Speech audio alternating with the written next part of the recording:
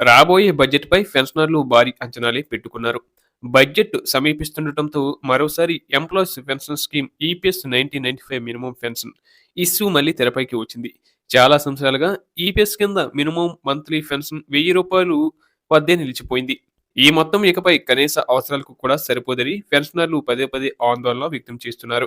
2026 బడ్జెట్‌లో దీనిపై ఒక ప్రకటన వస్తుందనే అంచనాలు పెరుగుతున్నాయి.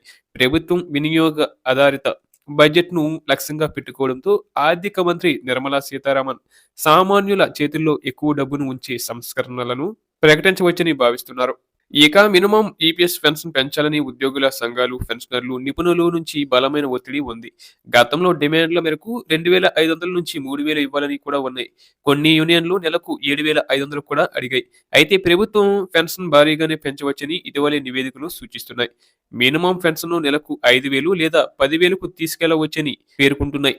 అంటే ప్రస్తుతం ఉన్న రూ. 1000 నుంచి 5 రెట్లు లేదా 10 రెట్లు పెరుగుతుంది. అలాగే మాతృభూమి నివేదిక ప్రకారం employees provident fund organisation EPFO pension సిస్టంలో పెద్ద మార్పును ప్లాన్ చేస్తుందని పేర్కొంది. పెరుగుతున్న ద్రవ్యోల్బణం, జీవన వ్యయాల పెరుగుదల, రిటైర్డ్ ప్రైవేటు రంగ ఉద్యోగులు ఎదుర్కొంటున్న ఆర్థిక ఒత్తిడి కారణంగా పెన్షన్ పెంచవచ్చు.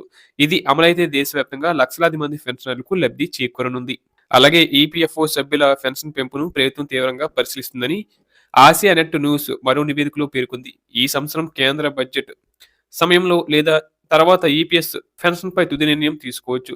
కార్మిక సంఘాలు ఇప్పుడు నెలకు 7,000 నుంచి 10,000 వరకు కనీస పెన్షన్‌ను డిమాండ్ చేస్తున్నాయని కూడా నివేదిక పేర్కొంది.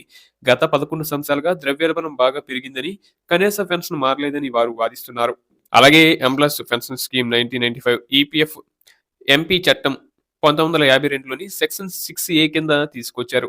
ఈ పథకం చట్టం పరిధిలోకి వచ్చే సంస్థలలో పనిచేసే అర్హత కలిగిన ఉద్యోగులకు పెన్షన్ ప్రయోజనాలు అందుతాయి.